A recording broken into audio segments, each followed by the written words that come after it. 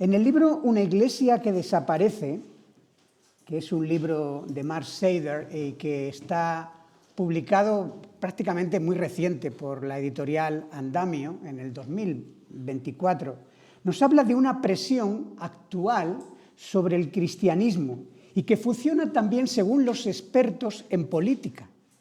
Es lo que se suele llamar como poder blando.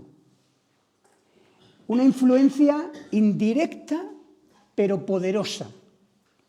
No te sacan a golpes de la fe, sino que lo que consiste es que de alguna forma te persuaden sutilmente a un evangelio de la buena vida. Lo que él llama el evangelio del yo. Lo que vivimos hoy como cristianos no es erradicar a Dios de la vida de los creyentes, de la mente occidental, sino la entronización del yo como la mayor autoridad. Dios está cada vez más relegado a un papel de siervo, a un papel de mayordomo, alguien al servicio de nuestra voluntad. No es Él el que me dice lo que yo debo hacer, sino soy yo el que le digo qué tiene que hacer y cuándo lo tiene que hacer. Cuando el Evangelio es central,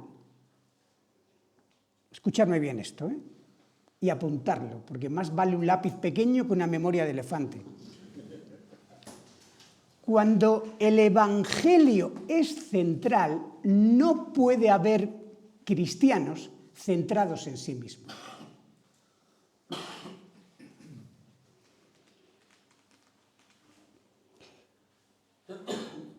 Cristianos que han entronizado el yo en lugar de crucificarlo. Porque ya no vivo yo, ahora vive Cristo en mí. Y lo que antes vivía, recordáis, ¿verdad? Gálatas 2:20.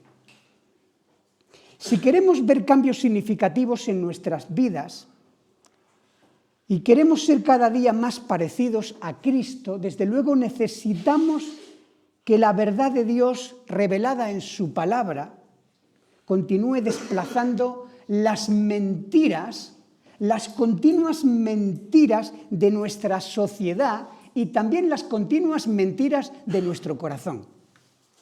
Mirad lo que dice Tim Chester. Él dice, la santificación consiste en hacer cada vez más pequeña la brecha entre nuestra fe confesional y nuestra fe funcional. Nuestra fe confesional, lo que tú dices creer, tu teología, por muy ortodoxa y bíblica que sea, con lo que tú crees, está muy bien.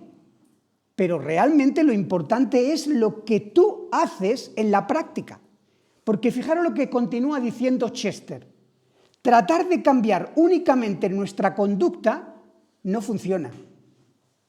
Porque las mentiras que crearon esa conducta continúan ahí todavía. Es el Evangelio lo que transforma, vivifica y nos da una nueva vida. Y Pedro les dice a la iglesia, conduciros en santidad. Tener esperanza, como hemos visto. Poned toda vuestra esperanza ¿en qué? ¿Qué decíamos esta mañana? En la gracia que viene. ¿Qué es la gracia que viene? La gracia que todavía no hemos recibido, que será esa gracia, como decíamos, que nos va a dar un gozo como no podemos llegar a imaginar, una vida absolutamente plena. Y ahora les dice, tenéis que conduciros no solamente con esperanza, porque esto es un mandato, como decíamos, la esperanza no es una opción, es un mandato. Y ahora les dice, debéis también conduciros en santidad. Versículo 13. Por tanto, así empezaba, ¿verdad? Dejaba todos los indicativos, ¿recordáis todos los indicativos que vimos? Y empieza ahora con los imperativos. Y dice, versículo 14, como hijos obedientes, no os conforméis a los deseos que antes teníais entre vosotros, estando en vuestra ignorancia, sino como aquel que os llamó es santo, sed también vosotros santos en toda vuestra manera de vivir, porque escrito está, sed santos, porque yo soy santo. Que seáis santos en todo lo que hagáis, como también es santo quien os llamó. ¿Habéis visto cómo empieza? Y creo que lo tenéis en los cuadernillos. Como hijos. Pedro dice esto porque es imposible vivir el poder de la santidad si primero no eres un hijo de Dios. Nadie puede decirle a una persona que no haya nacido de nuevo que viva en santidad. Y aquí radica el problema de muchas personas que se consideran cristianas alrededor del mundo, cuando no lo son.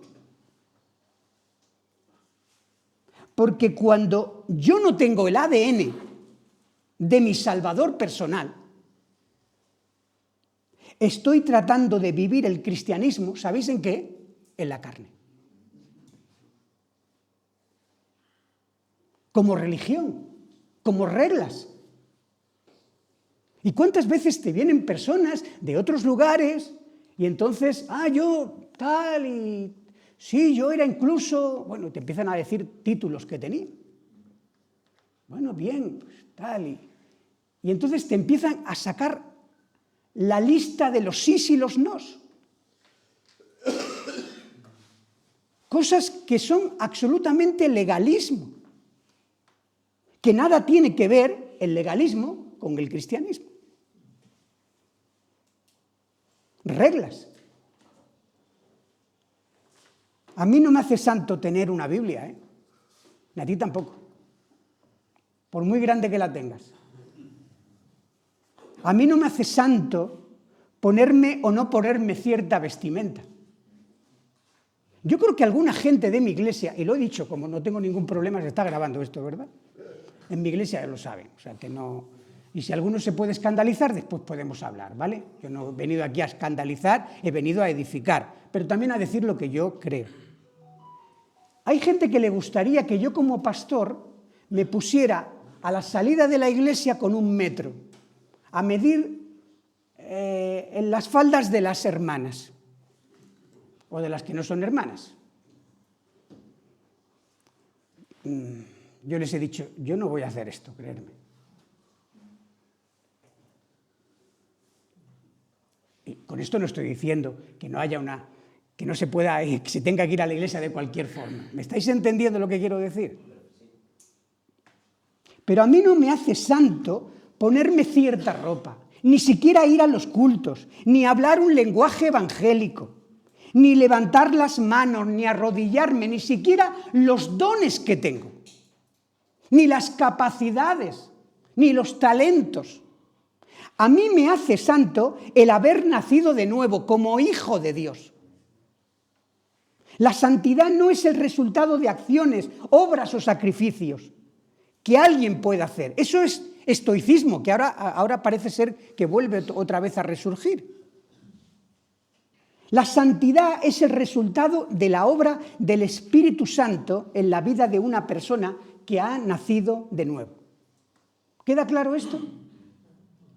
Vayamos al segundo punto, porque fijaros que dice, pero no solo como hijos, sino en segundo lugar como hijos obedientes. En griego se podría traducir como hijos que escuchan y se someten.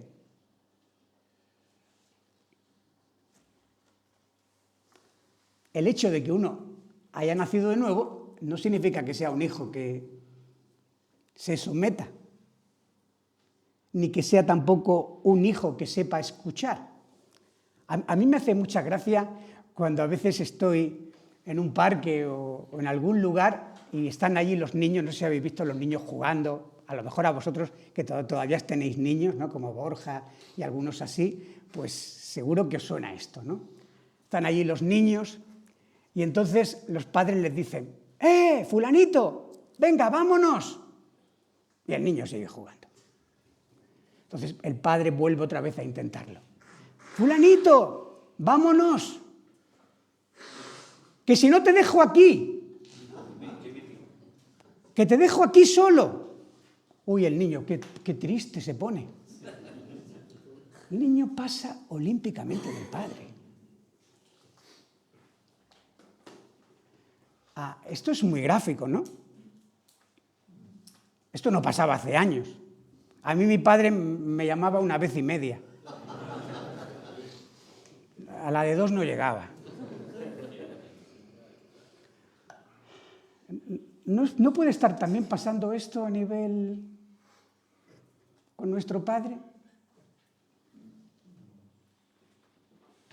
¿De qué vale aprenderse, por ejemplo, las señales de tráfico si no las vamos a cumplir? ¿De qué nos sirve decir que amamos mucho la palabra de Dios si no la vamos a obedecer? ¿Sabéis, por cierto, que todavía se siguen haciendo concursos de gente que sabe más versículos de memoria? Y lo ganó un hombre que es brasileño, hace poco tiempo. Después resulta que este hombre brasileño tenía más de una mujer. Bueno, se quedó en el Antiguo Testamento, seguramente, ¿no?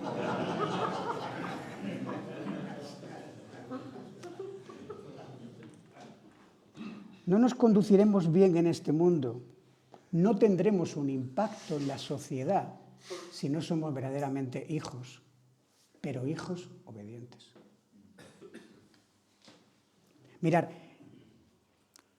la Iglesia, esto es comprobable, la Iglesia en estos 20 siglos de historia no ha hecho más por el mundo que cuando menos se parecía al mundo. Cuando menos se parecía al mundo es cuando más hacía cosas para el mundo.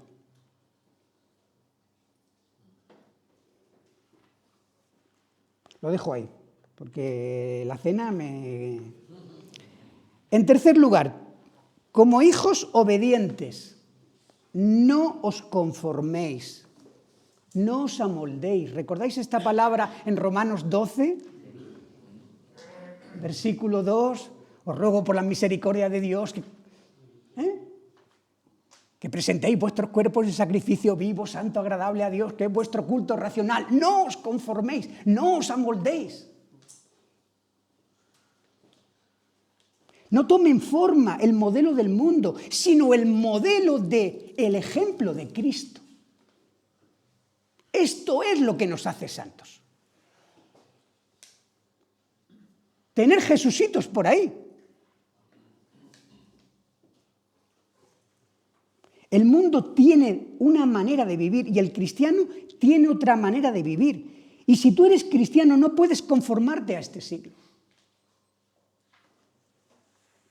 Efesios 2, versículo 1 y 2, dice, en los cuales anduvisteis en otro tiempo siguiendo las corrientes de este mundo conforme al príncipe de la potestad del aire, el espíritu que ahora opera en los hijos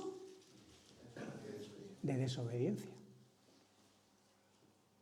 La gente que no tiene al Señor se deja llevar por los patrones de este mundo, por los estándares, por los valores. Esto es el hombre natural. Pero los que somos espirituales, ¿por qué debemos de dejarnos llevar? Yo soy escogido de Dios, apartado de Dios. A mí me gusta decir desigual, fíjate. Me gusta mucho la palabra desigual. Sé que hay una marca de ropa, pero paso de la marca de ropa. ser desiguales a este mundo. Diferentes, distintos.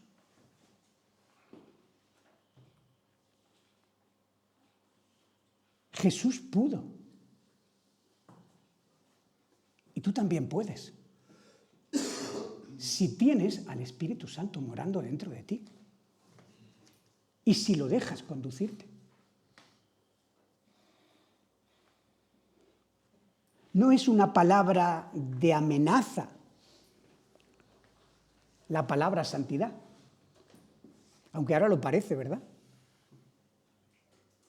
Es una palabra que nos identifica como hijos de Dios. Es una orden, una autoridad que se deriva incluso de la misma gran comisión del Señor. Porque ¿cómo podremos llegar a hacer discípulos en este mundo si primero no lo somos nosotros? Mirad, hay una cosa que a mí me preocupa. Y a mí me preocupa la gente que se acerca a la iglesia, y que gracias a Dios se acercan gente a la iglesia,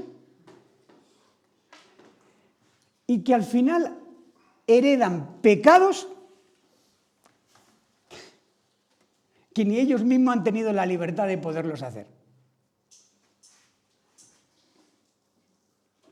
Yo no sé, a ver, ¿cuánta gente va a los cultos de oración? ¿Cuánto es? No hace falta que levantéis la mano. No, por supuesto. Pero, ¿cuánto es el porcentaje de gente que va a un culto de oración? O que le da importancia a un culto de oración. Alguien se convierte. Su primer amor. Aquí tenemos algún ejemplo, ¿verdad? Yo estoy dispuesto a... Pues, ¿a dónde hay que ir? ¿Cuántos cultos tenemos? Uy, qué pocos. Empiezan a venir, claro. Van al culto de oración y se encuentran allí al de la guitarra, porque el del piano no ha venido. Y como nos descuidemos un poco, tenemos que cantar a capela y empezamos a orar.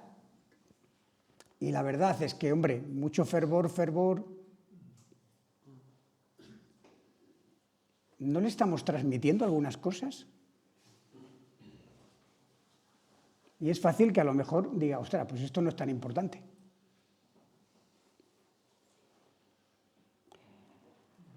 John Newton, el que ya sabéis, que por cierto también compuso himnos y que era traficante de esclavos, pero que el Señor lo rescató y fue pastor, él tiene una frase que a mí me encanta.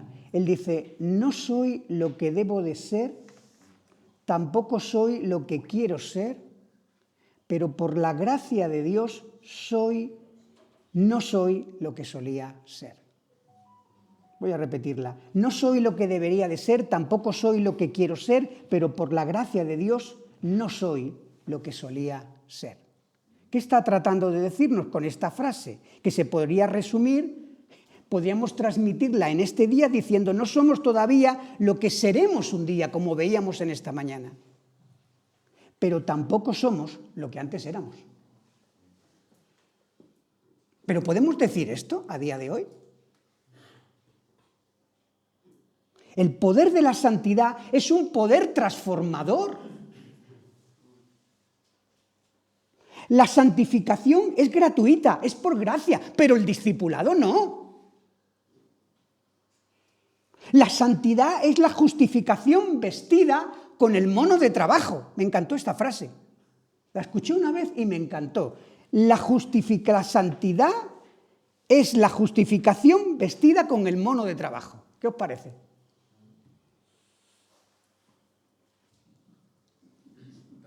Está bien. ¿Se puede mejorar? Tenemos que tomarnos la santidad muy en serio, hermanos.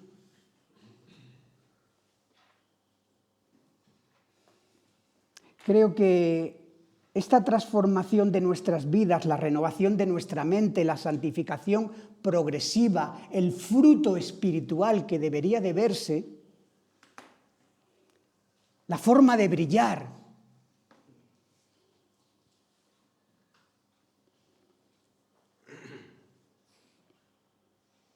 Todavía recuerdo cuando yo era jovencito y siempre íbamos a recoger a las chicas que vivían pues más lejos de la iglesia, entonces íbamos y tal, y había una mujer de la iglesia, que era una de las mujeres pues que se daban más, se entregaban más, que siempre que recogíamos a su hija, siempre salía y siempre le decía, brilla en el lugar donde estés. Y la chica, brilla en el lugar donde estés. Oye, a mí se me quedó aquello grabado.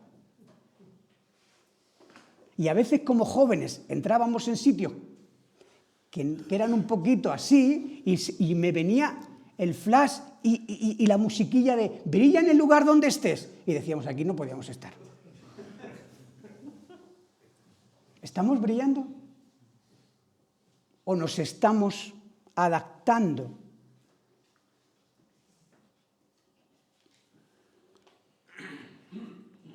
Mirad, la tesis de Pedro es que no son las circunstancias las que nos impiden que brillemos. La tesis de Pedro no es que no podamos crecer en santidad por lo que estamos viviendo, por la circunstancia, en este caso por la persecución. Oye, estaría como muy justificada, ¿verdad? Fíjate lo que estamos sufriendo, fíjate lo que está pasando, estamos perdiendo negocios, como veíamos en esta mañana en Hebreos, ¿verdad? Y tendríamos que estar llorando. Y Pedro les dice, mirad, esto no es una excusa. No es lo que nos impide brillar nuestras circunstancias. Lo que nos impide brillar en este mundo son nuestros pecados. Y hay que llamar a las cosas por su nombre. Si las circunstancias fueran diferentes. Ay, ¿cuántas veces escucho eso? Ay, pastor, si mi marido fuera distinto. Algún marido también escucho decir, ay, si mi mujer fuera diferente. Si tuviera otra familia. Si tuviera otro trabajo donde me pudiera realizar más. Si hubiera nacido en este país, Puede que las cosas no sean como te gustaría que fuesen. Puede que las circunstancias fueran otras. Ahora, lo que estoy convencido es que no serían más santos si las circunstancias fueran diferentes. Porque no son las circunstancias las que nos impiden nuestra santidad y nuestro crecimiento espiritual, como tenéis ahí, sino nuestros pecados. ¿Cómo podemos llegar realmente a ser santos? Pues mira, capítulo 2, versículo 1. Desechando, pues, abandonando toda malicia, maldad, todo engaño, hipocresía, envidias y todas las calumnias. ¿Tú quieres ser santo? Pues entonces vamos a entrar en el pináculo de la alabanza. Claro, entramos en el pináculo de la alabanza y al ratito salimos y caemos en el pantano de la carnalidad. Fijaros porque el apóstol Pedro, que es muy práctico, siempre ha sido un hombre práctico, lo va a resumir muy claramente. Va a hablarnos de hay cosas que tenemos que desechar y hay otras cosas que tenemos que desear. ¿Vale? ¿Qué cosas son las que tenemos que desechar? Pues creo que las tienen muy claras ahí, ¿verdad? No solamente Pedro, sino el apóstol Pablo. El apóstol Pablo en Colosenses capítulo 3 nos habla de la sastrería espiritual. Y nos dice que hay cosas de nuestra vestimenta que tenemos que despojarnos para vestirnos de la nueva. Tú no te puedes poner un buen traje teniendo pues unas ropas que deberían de desecharlas, porque están sucias, porque son harapos, porque están malorientes. ¿Estoy creciendo en santidad cada día? Y si no, ¿por qué no? ¿Qué te impide crecer en esa santidad? Supongo que todos sabemos de alguna manera lo que ocurre con la santidad, ¿vale? La santidad tiene como 3 fases. Fuimos santificados cuando nacimos de nuevo, lo hemos visto antes.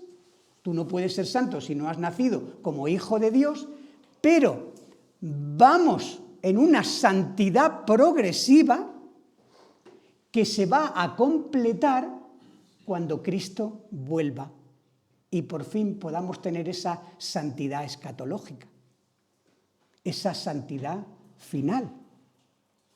Por lo tanto, fuimos justificados, estamos siendo santificados y un día seremos glorificados, como veíamos en esta mañana. Estamos en ese proceso. ¿Y quién tiene que hacer esto?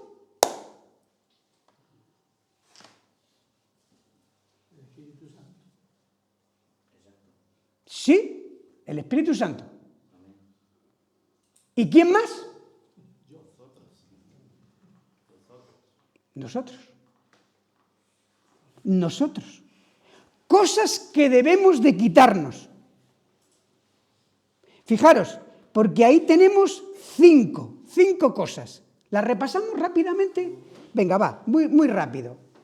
Desecha pues toda malicia, toda intención encubierta con que se dice o se hace una cosa para beneficiarse en algo o perjudicar a alguien. Es decir, todo tipo de maldad, de engaño que ocasiona a las personas o incluso a la Iglesia de Cristo. Desecha toda malicia.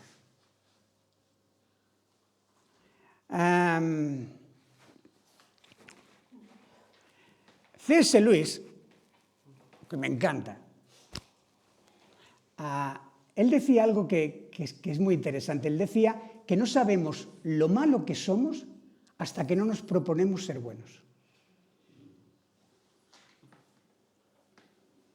Porque no sabes lo fuerte que te pega el viento hasta que no vas en contra de él. Y aquí de lo que se trata es ir en contra del viento, en contra de nuestra inclinación natural. Y tú no sabes lo malo que eres, ¿eh? Yo sí que sé lo malo que soy. Como decían esta mañana, yo sé mis pensamientos. Y sé lo difícil que es llevar todo pensamiento cautivo a la obediencia de Cristo.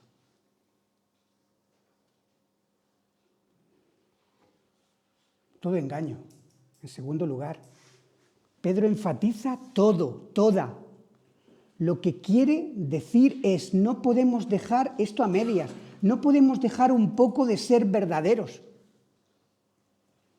decir medias verdades, tenemos que dejar todo eso, todo engaño, manipulación. Recuerda una cosa, que la media verdad son 2 mentiras.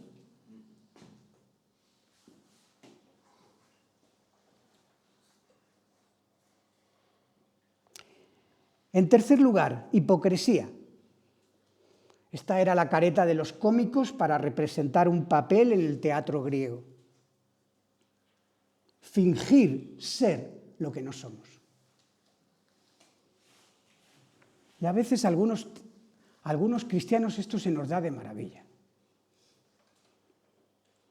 Tenemos un concepto equivocado a veces de la hipocresía, porque la hipocresía es pretender ser mejores de lo que somos. Yo quiero que los demás me vean como en realidad no soy.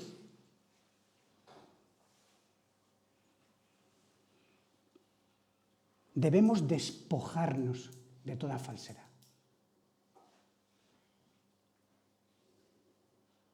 Yo soy como soy. Y yo soy así predicando. Te puede gustar más, te puede gustar menos, pero yo soy el mismo hablando que predicando.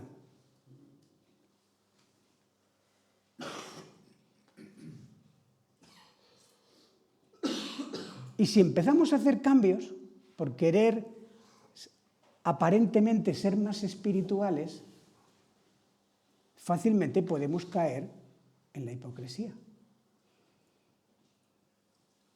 El Señor no le pide a Gustavo que sea predicando como Pablo Martínez, ni a mí como Stuart Parr, ni a Fernando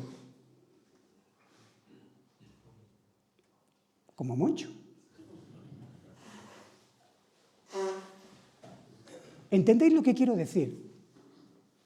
Mira, yo hablaba ayer fue, no sé cuándo, de Juan Luis Guerra, y en esa entrevista él dijo una frase que no se me olvidará. Además, mi mujer y yo enseguida y la apuntamos, porque él dijo, estaba de alguna manera que le estaba entrevistando, pues intentándole adular y tal, por todos los Grammys que tiene, tanto norteamericanos como los Grammys latinos y tal, y él dijo, intentando calmar, y dijo, mira, es que, ¿sabes una cosa? Yo no quiero que la gente piense de mí más de lo que soy.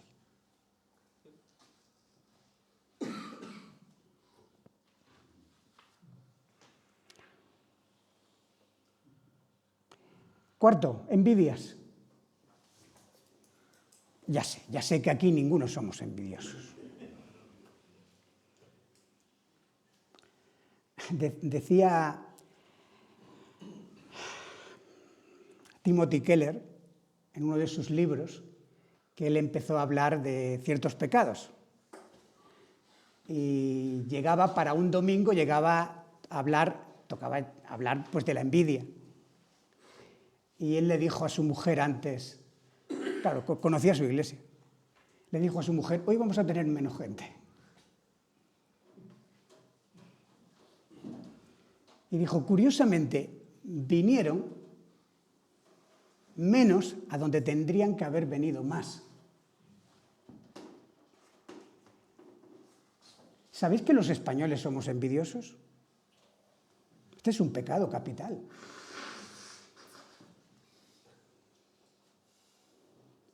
Y a ver, no hay que ser muy listo, no hay que ser un lince para darnos cuenta de que cómo nos gusta tal predicador. Sí, bueno, pero lo bajamos. Porque es mejor que yo sea tuerto si dejo a todos los demás ciegos. Yo soy tuerto, pero como los demás están ciegos, ¿me estoy explicando? Fijaros que la envidia, todos podemos tener envidia si te comparas con otras personas, a no ser que te compares con quien deberías de compararte.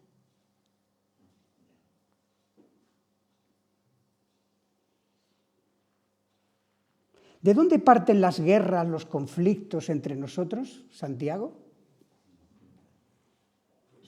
¿De dónde? ¿Recordáis en Mateo capítulo 20 la parábola cuando Jesús habla de aquellos jornaleros que le paga lo mismo a los que han trabajado 12 horas que a los que han trabajado 1 hora? Siempre sale lo mejor de nosotros, ¿verdad? Cómo emerge el viejo hombre, ¿verdad? Tiré mi viejo hombre al mar y el muy pillín sabía nadar. Y sale allí, flash. Aquí estoy. ¿Y por qué? Es injusto, esto es injusto. Te podía contar muchas historias, pero no hay tiempo, no hay tiempo. Todas las detracciones, es decir, toda calumnia, difamación, cuando hablamos mal de la gente en diferentes formas, el chisme, la murmuración, el juicio, el maldecir a otros. Calumniar, según la RAE, es atribuir falsamente a alguien palabras, actos o intenciones deshonrosas. Y aunque fuese verdad, ¿estamos llamados a eso? Aunque fuese verdad, ¿estamos llamados a sacar a la luz las cosas malas de los hermanos? ¿O el amor no cubre multitud de faltas?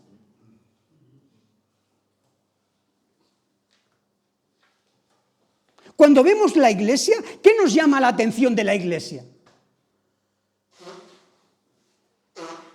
¿Los pecados?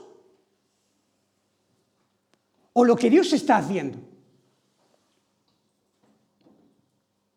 Yo hace tiempo me liberé, gracias a Dios, gracias al Espíritu Santo me liberé, porque mirad, llegó un momento en que llegaban a la iglesia, por poner un ejemplo, 100 personas, y cuando salía, a que no sabéis de quién me estaba acordando,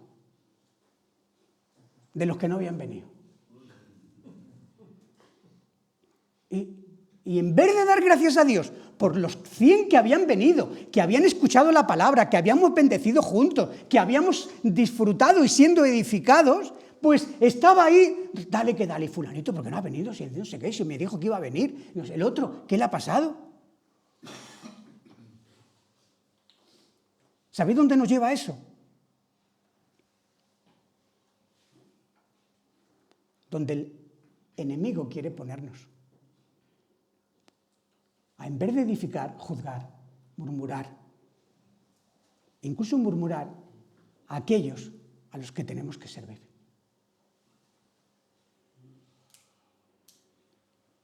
Quitaros ya todos esos vestidos, desechad todas esas cosas del viejo hombre. Esta es la lucha que es necesario pelear, hermanos, es una lucha del día a día.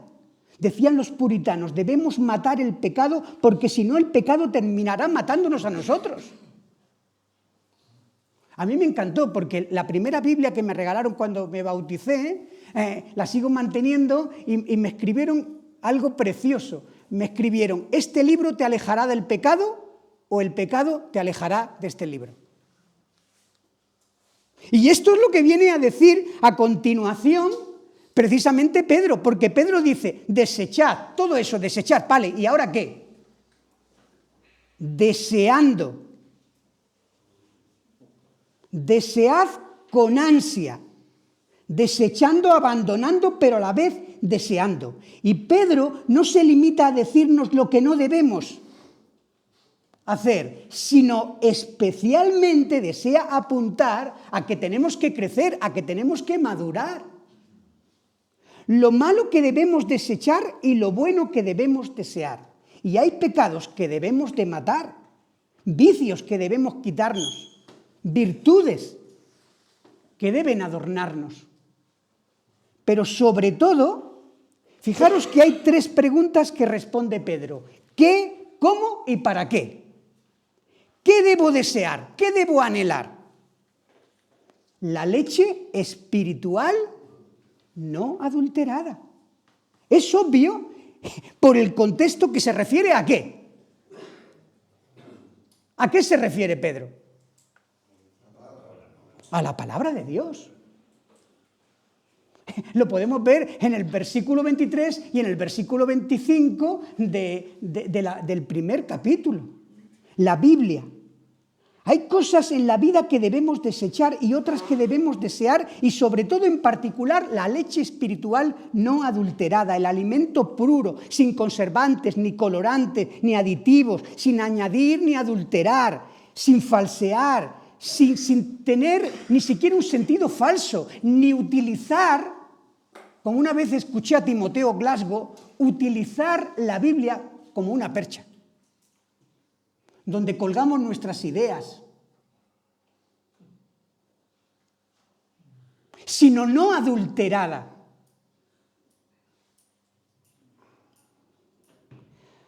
No es una exhortación esta para los recién convertidos, esta es una exhortación para todos nosotros. Desead la leche espiritual, con ansia, con deseo.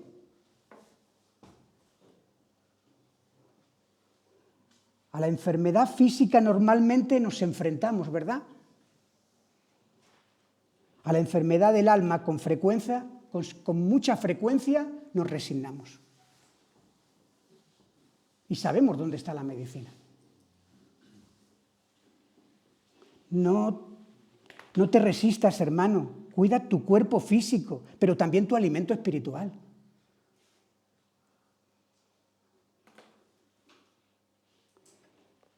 En segundo lugar, ¿cómo debemos anhelar la palabra de Dios? ¿Qué dice? ¿Cómo? Como niños recién nacidos. La idea es que aprendamos de los bebés. ¿Y el bebé por qué llora? ¿Y cómo se coge a la leche materna? A mí me encanta porque es impresionante cuando los recién nacidos nacen, ¿verdad? Cuando están ahí, nadie tiene que enseñarles cómo, ni la enfermera, ni la madre, le tienes que enseñar cómo se tienen que enganchar al pecho de su madre, ¿a que no? Parece que vienen de serie, ¿no? Los acercan y ya sustraen el alimento que realmente necesitan. La nueva vida que Dios implanta en los cristianos trae también ese código de información incorporado. La nueva vida en Cristo incluye un chip que nos hace anhelar la leche espiritual. La palabra de Dios, como el niño recién nacido anhela la leche materna, y Pedro nos está refiriendo no solamente a los recién convertidos, como digo, sino a toda la iglesia, a tener ansia de la palabra.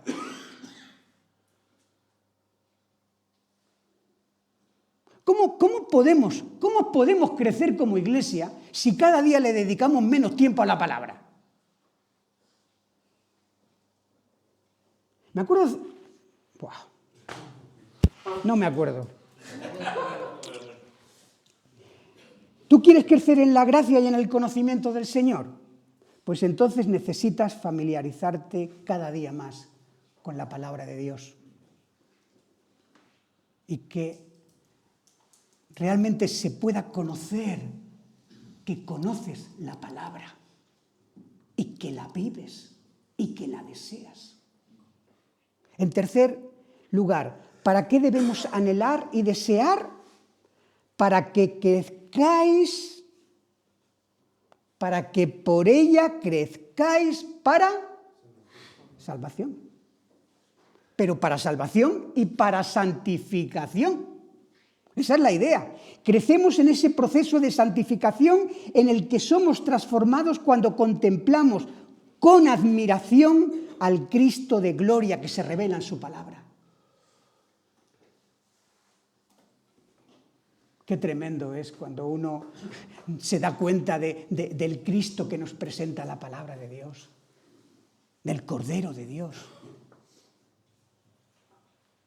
La única manera de crecer en esa salvación, en esa santificación, es por medio de la Escritura. Dejaros de tonterías, todo lo demás es accesible, pero la palabra no. Anhelamos, prestamos atención a lo que nos dice la palabra. ¿Realmente estamos atentos?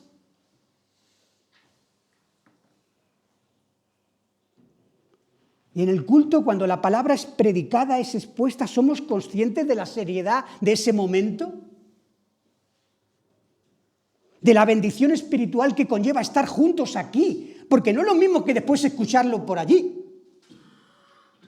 No nos engañemos. Escuchar la palabra es muy bueno, verla por televisión, fantástico, todo eso está muy bien. Pero cuando estamos juntos en la presencia del Señor, ahí está Dios. Y está ministrando de una manera especial, diferente, muy diferente a que si te quedas en casa.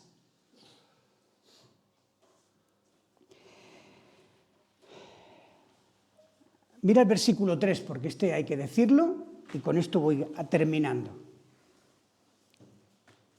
Debemos desechar, debemos desear, si es que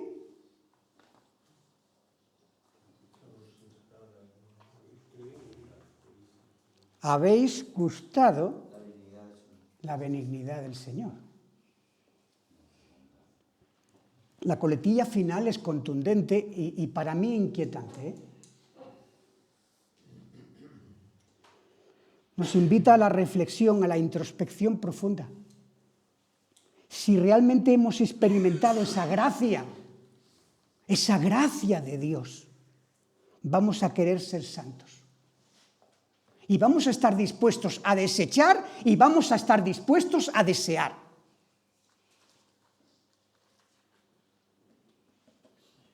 Desear lo que es bueno según la voluntad de Dios.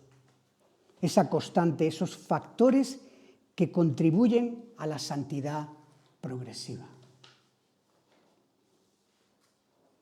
Hermanos, tenemos que orar por santidad.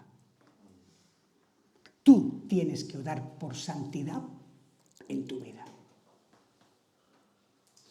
Y tenemos que orar por santidad en la Iglesia. Estamos llamados a ser distintos, a ser diferentes, a ser desiguales, porque de esa manera realmente podremos ser sal y luz a este mundo. De la otra manera, al final, el mundo acabará quitando, como hemos visto al principio, y hablando de lo que ocurre también en política, porque al final, cuando dejamos de que Dios sea el centro de nuestras vidas, al final nos colocamos nosotros. Y cuando el yo no está crucificado, entonces tú no puedes llegar nunca a querer la santidad. Y sin la santidad, ¿recordáis lo que dice Hebreos? Nadie verá al Señor. Ahora que habéis probado lo bueno que es el Señor, como hijos obedientes, no os conforméis a los deseos que antes teníais, estando en vuestra ignorancia, sino como aquel que os llamó es santo, sed también vosotros santos en toda vuestra manera de vivir, porque escrito está, sed santos porque yo soy santo.